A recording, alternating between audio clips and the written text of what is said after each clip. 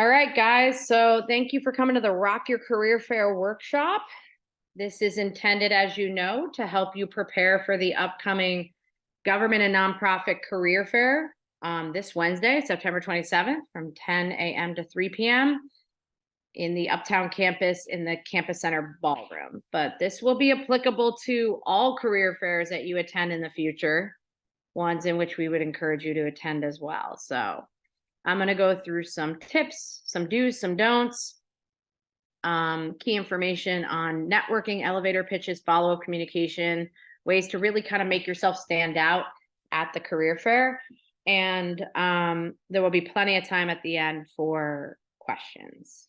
And feel free to shoot your questions in the chat in the interim so we can remember to address them at the end. Okay, so as I said, the career fair is this Wednesday, September 27th. From 10 a.m. to 3 p.m. in the Campus Center Ballroom. As you'll see here, this is the event flyer for the fair, with this government and nonprofit one in the middle being the emphasis, obviously, but we have some upcoming career fairs as well. It's not indicated on this particular slide, but we are actually hosting a career fair in collaboration with several other colleges in November that's more general, and I'll touch on that too. So plenty of events coming up to utilize these tips and strategies as you progress and attend these events, which is highly recommended, as I mentioned, because they can be quite critical in helping to not only potentially advance your application for particular, organizations or internships or job opportunities that are in attendance at the fair, but also to expand your horizons and broaden your, perspective on potential opportunities with other organizations as well. So just kind of connect with people, network, which can have a pretty, substantial impact on your application as you progress. So one thing I would recommend strongly, this is the link to the Handshake event RSVP. I'm not going to click on it at this moment. I will at the end, but this is where you'll find all details regarding the fair, including a list of employers and applicable, information on potential job opportunities, specifics. We also compiled our own little employer list here for you guys to reference. It's more of a snapshot of the organizations, position types, locations, things of that nature, websites for you to, research in advance. And we'll talk about that. Not to mention they have a career fair program here with table booth maps, things of that nature. There will be copies of that at the career fair as well. And there will be a free LinkedIn photo booth. So you can get a free professional headshot at the fair for your LinkedIn profile or for your email or for however you want to use it moving forward professionally. Lots of benefits as we progress. I'll kind of go through all of those. So the purpose and the benefits of attending the fair, this fair and really any applicable career fair in the moving forward. Obviously, first and foremost, building effective and consistent professional relationships. Like I said, networking is critical to advancing, applications for specific opportunities, but also just making connections with new people, learning about new opportunities. You never know if networking is, going to benefit you in the immediate future or in the, kind of down the road. So you may connect with organizations that you never really even considered before and had conversations that would open your eyes to potential opportunities. So it will help you kind of build these effective relationships. The key to this is being consistent with your communication through follow-up communication after the event and down the road as you continue to consider opportunities with that, specific organizations. This can be done through email, through LinkedIn connections, etc. But networking really comes down to communication and consistency, and this has a massive impact on hopefully making your applications or your candidacy stand out too. It's also important to remember that networking is mutually beneficial. So it's a chance for you to, yes, hopefully learn about potential future job leads, as it says here, gain valuable information on industry advice, knowledge, trends, company culture, also potential job, internship opportunities, etc. But it's also a chance for you to kind of create this mutually beneficial relationship as you progress and gain more confidence in networking and develop these relationships. So you can hopefully help help provide, valuable assets to these employers as well too. So first and foremost at the fair, it will allow you to really explore job and internship opportunities for spring, for summer, for full-time post-graduation. Learn about the application process. How can you specifically, what are they specifically looking for in terms of skills, experiences, and how can you really stand out in the hiring process? This will also allow you to connect with not just employers, but there should be plenty of alumni in attendance at this fair. It's very common that employers will send alumni representatives from their company to help connect. So that helps bridge the gap even further when you're communicating. You hopefully, when connecting with alumni, you have that commonality of you both are UAlbany students / alumni. So you have that connection, and other representatives. This is also a really good chance to just really enhance your interpersonal networking skills, get more comfortable with communicating, meeting new people, putting yourself out there, asking about potential opportunities. It will get you more comfortable with that process. I always tell students that networking is like a sport. It's a skill.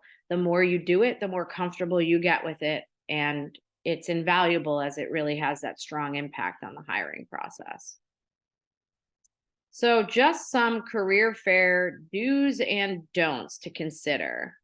So obviously registering for the event is important, because that will just provide you with any reminders or notifications from Handshake leading up to the event. Being here in and of itself is good preparation, but registering for the event, getting those notifications, getting a list of relevant employers. So in doing so, you want to review that list of companies prior to the career fair. So there's around 60 organizations and companies in attendance for the government nonprofit career fair this week. Nobody expects you to kind of analyze and review all 60 employers. That's not feasible. But what I would do is kind of scan through the list, either on the Handshake event or the spreadsheet that we shared on the previous slide, and really target your top 5 to 10 companies of interest that you can really hone in and talk to at the fair. Because one thing I want to note is that the career fair runs from 10 a.m. to 3 p.m., but you do not need to be there, obviously, the entire time. You could come for whatever works for you, whether it's 30 minutes, 1 hour, 2 hours, 3 hours, it's up to you. You could come, leave, and come back too, if you didn't get a chance to kind of talk to one of the organizations. So targeting that top 5 to 10 list of employers will help you kind of be more strategic, maximize your time while you're at the event. And once you have that list of 5 to 10, conduct research on those companies, organizations of interest, because that will allow you to go in prepared with a little bit of knowledge and questions to potentially ask them.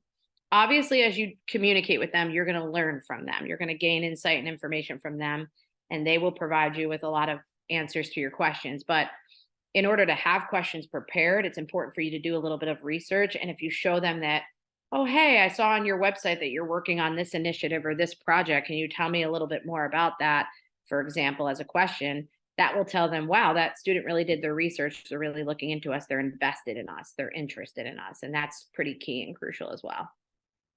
Prepare a 30 to 60-second elevator pitch. And I have a whole slide going over that momentarily, so we'll wait on that. But that's basically a quick introductory pitch of yourself to the organization. Be prepared to address any questions about your work experience, skills, and abilities. So with that, on the final point, bring enough copies of your resume to hand out. I mean, we're definitely in a more digital world these days. So some employers might even have the option for you to scan it in some capacity or send it via email on the spot. But it does not hurt to bring physical copies of your resume as well, for those that are willing to take physical hard copies. So if you're planning to go to 10 tables, for example, I would probably bring 15 to 20 just to have extra copies, because most organizations have multiple reps in attendance, not just one. So that's just as a backup, just to be safe. And so in doing that, review your resume, remind yourself of all your skills and your experiences, so that when they say, hey, can you tell me, this is really interesting that you were president of this organization, can you talk to me about that? You're prepared to do so. Obviously, it's your experience, you know it, but it doesn't hurt to refresh yourself on that, particularly what you incorporated on your resume. Come prepared with questions for the recruiters or the representatives that delve deeper than the obvious basic information. What does your company do? That's a bad question to ask because it insinuates you've done no research or homework on that organization. I'm going to have a list of potential questions at the end of this slide presentation as well. So you feel free to put notes prior to or after conversation. So refer to your notes prior to walking up tables. As you're doing research, you could write down notes for each organization, and you can certainly feel free to review those notes walking up to the table. So with that, it would not hurt for you to potentially bring some sort of a notebook or a Padfolio so you can keep like a pen, paper, your resume, any pertinent information as you kind of approach these tables. Maintain strong body language. This is pretty critical. Employers are definitely assessing for, are you interested in us specifically? Like the types of opportunities we have, yes, but us as an organization as opposed to potentially our competitors. So with that interest comes strong body language. So maintain eye contact, a warm smile, a strong voice, a handshake if applicable. We're in a post-COVID world, so not everyone is comfortable with handshakes, and that's fine. But having that kind of positive body language that, informs them that you're interested, you're listening, you're present, and you're invested in what they do. So we're going to get to the next slide where it says to avoid distractions like your phone eventually. And so it's important to be present. So with that comes avoiding distractions, i.e. your phone in particular. So take advantage of the time. So just some more do's. Take advantage of the time you have to build genuine, honest rapport with the recruiter. So, yes, in some ways, as you're networking and applying to positions, you are theoretically selling yourself to these organizations, but it's important to be genuine, to be honest in your conversations and your experiences too. And that's what helps build this kind of real, genuine, honest rapport. That's what leads to like long-standing networking relationships. Dress professionally. We're definitely in a little bit more of a casual working world these days in terms of more business casual, even a little bit more casual for some organizations. But leading into the job, you want to give off that serious and professional presence. It tells them that you're taking this seriously, you're respectful of them and their time. So dressing professionally is the best way to go. And I'm happy to address any questions regarding that. I was just telling a student earlier, like it doesn't necessarily need to mean like a full-on suit necessarily, but at least business casual, if not professional dress, is the way to go to show that you're taking this seriously. Ask about the hiring process for the companies. That's not always obvious on the website, et cetera. So, I see that you guys are recruiting for, a legislative intern this summer. I'm really interested in that. Could you talk to me about the timeline or the hiring process? What are you requiring? What are you looking for out of applicants? Those are good questions to ask to get a sense of that so you can best prepare. Actively listen and remember important details. So this goes hand in hand with being present.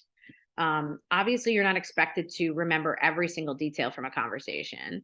So maybe after a conversation, you step over to the side to a high top table or somewhere, and you jot down a few notes from that conversation so you can remember. That serves very well in follow-up communication, which we'll get to that. Take initiative, ask about next steps in the process. That shows that you're serious about it. You can even say, hey, I submitted my resume for this specific internship. I want to come over and say hi, introduce myself. And I'm wondering what the next steps in the process might be. It seems slightly aggressive and, on some level it is, but it shows initiative and that you're being assertive. Make sure this is important. I've run a lot of career fairs in my tenure, and I've had a lot of students after career fairs ask me for contact information for employers. It's one of those things that people forget to do is ask for the most appropriate way to stay connected, because that's important, right? What's critical is not just making the connection at the fair, but sending the follow-up communication and maintaining consistent communication.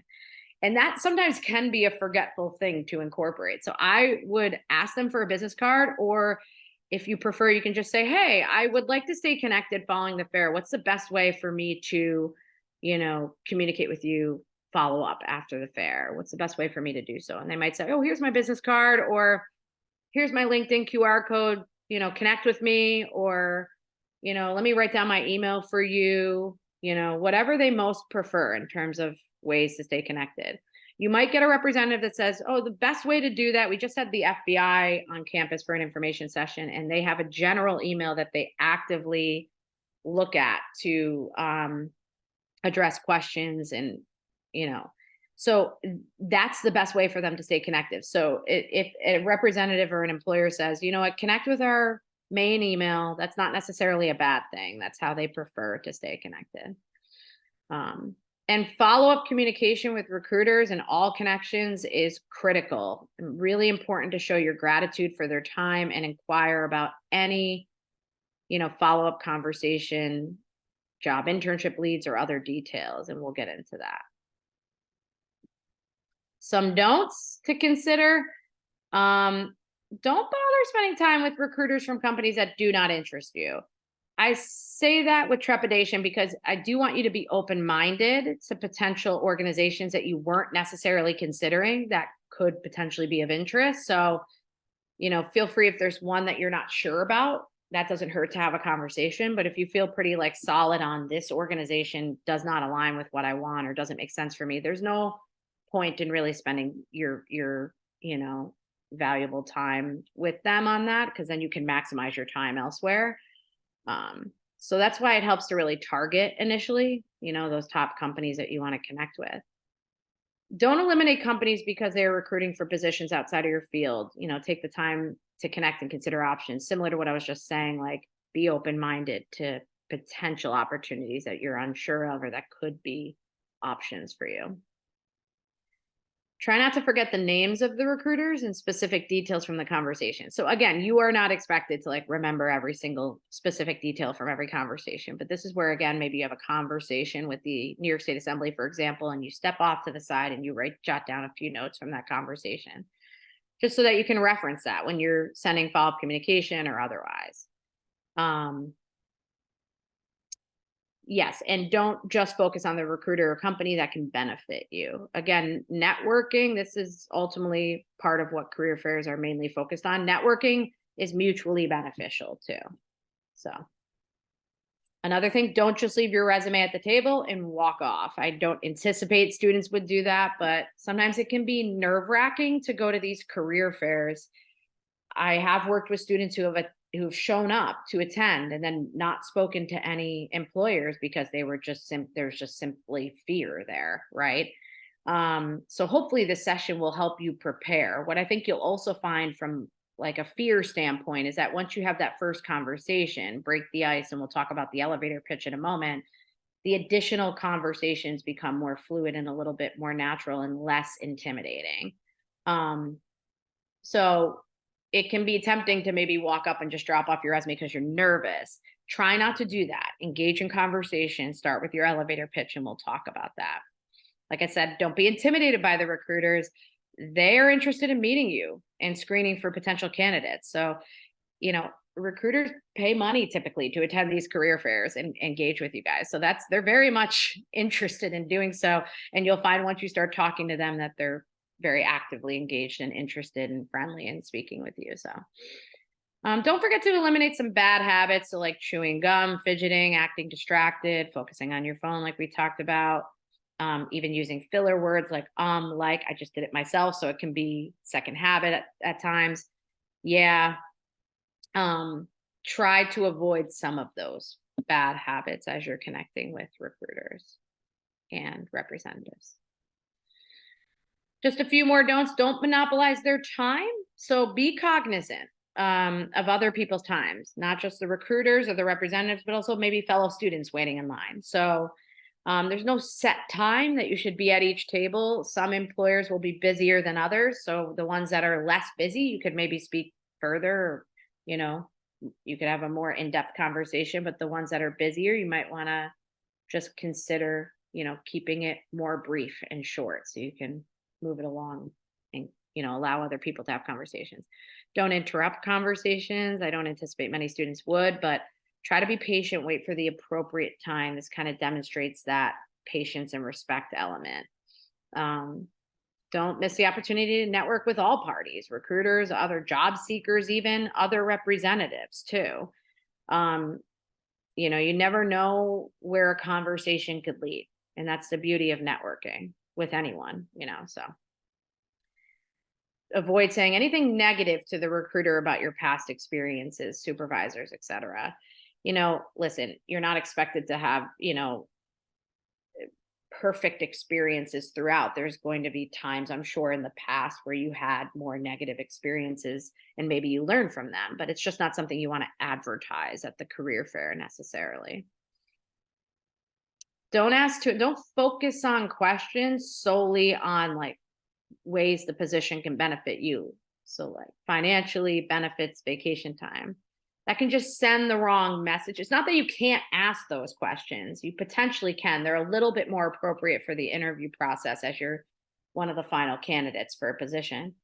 But if you only ask about that, it can give off the impression you're only interested in those pieces and not the work that you'd be doing, the impact that you'd be having, the organization that you'd be working for. So don't be too overzealous or overly confident about your experiences. Obviously, for lack of a better word, sell or, articulate how you have certain qualities, strengths, skill sets, experiences that could be of value to them, but try to avoid being overly confident, cocky, etc., arrogant. That can give off a negative impression as well.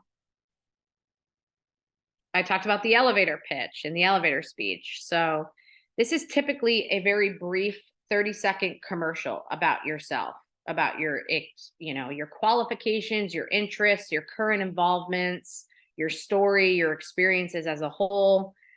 So I always tell students that nobody knows you better than you. So while this seems intimidating, you know your story, you know what you've done, you know what you can bring to the table. So it's just a very brief overview of, hello, my name is Ashley. I'm a student at University at Albany studying political science, and I will graduate in May 2024 with a bachelor's degree. I'm hoping to pursue my master's degree post-graduation. I'm interested in potential internship opportunities in public policy and legislation, for example. This is all just an example. Currently, I'm interning at a nonprofit. I'd love to hear a little bit more about your experiences and what you do. So that's just an example of how you can approach that elevator pitch, but it should highlight those key components. Happy to address any questions with that too. Following the fair, write short notes behind your business cards that you have gathered or just your notepad like we talked about. Of the people that you talk to, the companies that you talk to, so writing down their names, contact information if applicable, maybe specific positions you're interested in, or unique aspects of the conversation that maybe you want to reference in particular, in your follow-up communication. So very important, I would say within 1 to 2 days following the event to send that follow-up email or a LinkedIn direct message or however they want to be communicated with that reintroduction, thanking them for their time and expressing interest in staying connected. Networking is never one point of contact. It's about consistency, multiple points of contact, staying in touch. That's how you build rapport and stay connected. You can also complete or inquire about any cross introductions to other contacts in yours or their network. That's where you could be potentially helpful too, but they could certainly be helpful. Maybe you had a conversation with a recruiter who has a colleague working at a different company who he wants to connect you with, right? So inquiring about those cross introductions. Attach your resume if you discussed a potential position or application advice. That's totally appropriate in those cases. Even if you didn't, it's not unheard of to attach it. Just don't be presumptuous. I would just phrase it in the sense of I'm attaching my resume as a reference. If you have any advice or feedback or for future applications, I will go ahead and submit my application on the website as well as you directed, for example. But even if they give you your email address, very important for you to also send a connection request to them via LinkedIn as well. LinkedIn's a great way to kind of keep a database of all of your connections digitally and electronically. So I would also send them that connection request via LinkedIn, maybe add a quick note too, so they remember who you are. And if they didn't give you an email, I would add a longer note. And organization is key to keep track of your records. So have a spreadsheet even of key contacts, networks that you made, important details, dates, events, follow-up, communication and timelines, potential opportunities. You can do the same as you're seeking out job and internship opportunities moving forward, but that organization is critical, and it's a little cut off here, but this is all about communication, building those relationships. These are just some common career fair questions to ask recruiters and representatives, as well as questions that you can anticipate potentially from recruiters and representatives. So just kind of going through the list here, I'll kind of highlight a few of them, but in asking the recruiters and representatives questions, you could say, what does your organization consider important qualities in an employee or intern? Or I noticed you are hiring for an internship and or full-time job. Can you tell me more about what you're seeking for in this position? Can you describe the culture of the organization? What goals does your organization have for the next few years? The benefit of that question is it goes beyond just how it will benefit you for a potential position. You're also just showing investment in the organization as a whole. What tasks are common for interns, entry-level employees? How long does the hiring process usually take? These are all appropriate questions. And then questions you can anticipate would certainly be, why are you interested in our company organization? So again, so critical that you do research on your top 5 to 10 companies of interest, for example. Look at their websites, do a deep dive, look at their mission, their vision statements, projects, initiatives, their department goals, things of that nature, recent accomplishments. Really do a deep dive into their website. Definitely utilize LinkedIn to gain more information. LinkedIn has tons of information on like the culture of the organization too, videos, articles, content. Follow those organizations on LinkedIn as well. What positions appeal to you and why, they might ask as well. Or tell me about your past professional, academic, volunteer, campus leadership experiences. What are some top skills you can bring to the table? What are your career goals moving forward? So for some of you, that might not be totally clear, and that's completely okay. You don't have to know 100% what you're going to be doing for the rest of your career path, but you definitely don't want to come in with, I don't know, right? Because that can definitely show a lack of focus. So just even indicating, well, I'm still exploring my options, but these are some areas of interest which show that you have a focus. Why did you choose your major in your field? Again, having a specific answer for that will show intent behind that as it relates to the position. So some questions you can consider.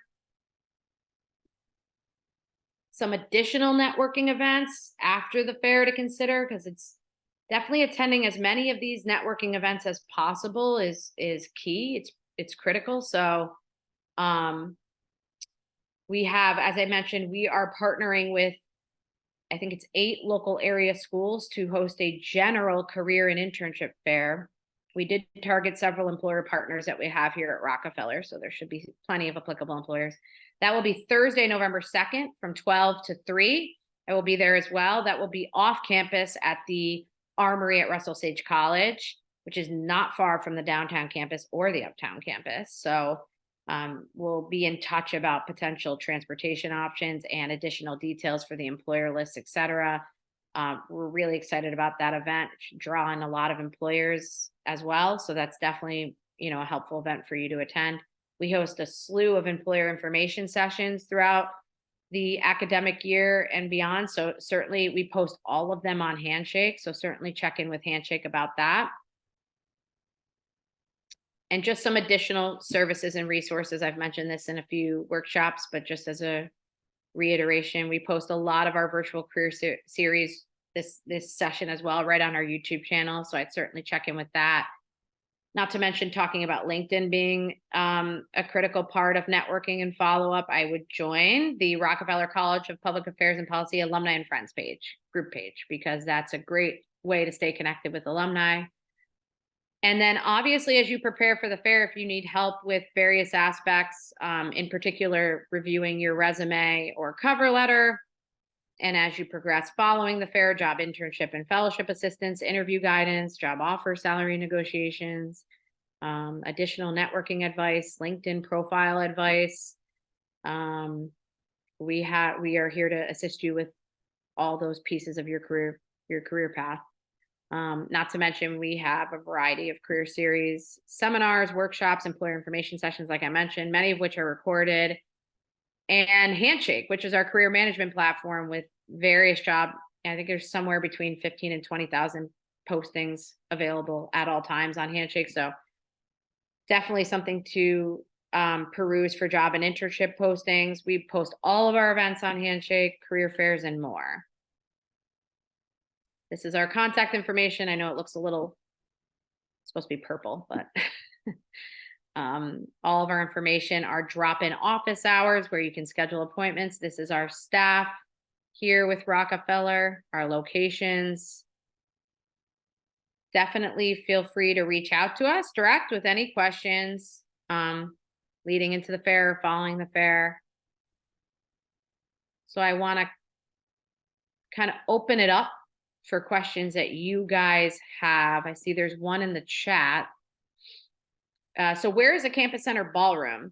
Is it in the same building as the cafeteria area? If yes, which floor? Yes, because I know this is uptown and some of you may be more used to downtown at this point. So I'm newer to Albany myself, but my understanding is it's I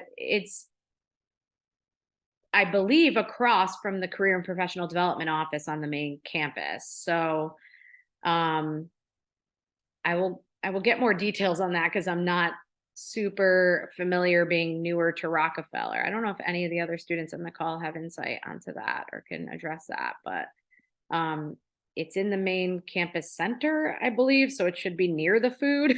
I'm sorry I can't provide more detail on that, but I'll be happy to share a campus map for that when I send out some details tomorrow.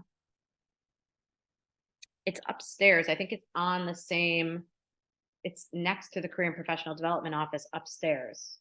There's a stairway leading up to it. Yes, Alicia, go ahead. Yeah, so looking at the employers list, I saw that many of them don't provide opportunities for international students. So would you recommend to only focus on those organizations that, that state clearly that they provide internship opportunities for international students? Or is, if there is any like organization we're particularly interested in, but, it states that they don't have internships for international students, does that mean that there is absolutely no possibility of getting an opportunity there? Like, what would you recommend? That's a good question. I mean, definitely targeting the ones that are more open to international students is helpful because then you know for sure, especially if you're interested in those organizations. But I wouldn't rule out the ones that say they don't, because you never know if that's an absolute per se, and having a conversation will give you more insight. Not to mention they may have possibilities for full-time job opportunities, just not internships, and vice versa. So that's something to inquire about as well. Sometimes employers need to be a little educated on the visa aspect too, Alicia. So kind of articulating to them the visa that you would be able to apply for to still have US work authorization as an international student would be helpful to talk to them about, because they may be able to accommodate that and they're just not aware necessarily. With that being said, I'm just mitigating your expectations that the possibility still could be that they can't, that they've done their due diligence and they can't, but it would not hurt to have a few conversations, particularly if it's an organization of strong interest. Does that help? Right, thank you so much. Yeah, thank you. No problem. See, we have another question in the chat. I noticed a lot of internships require graduates to be in their junior year to apply, like assembly internships. Is this career fair still applicable for a student with only one semester under their belt? So I want to clarify, because I think you're on the call in at the graduate level or the undergraduate level. I will say it's applicable to all students. I will just put the blanket statement that Graduate level. Yes, for sure. Yes, it absolutely is applicable for you with one semester into your graduate program. Absolutely. Because junior year is typically more applicable to the undergrad. That's more referencing undergrad junior year. So you're past that. So at this point, you should be, as you're entering a graduate program, you should be pretty qualified for most internships that you're looking at. So absolutely. I mean, I'm going to take it a step further. I don't know if there's any undergrads on this call, but my background comes from working more primarily with undergrads, running career fairs, working with students at that level. And I've encouraged students as young as first year to attend career fairs. And I've seen first year students attain internships as a result of attending the career fair. That's not always the case, again, to mitigate expectations, but certainly at the graduate level, yes, you're beyond that junior level status as a grad student. That's referencing undergrad.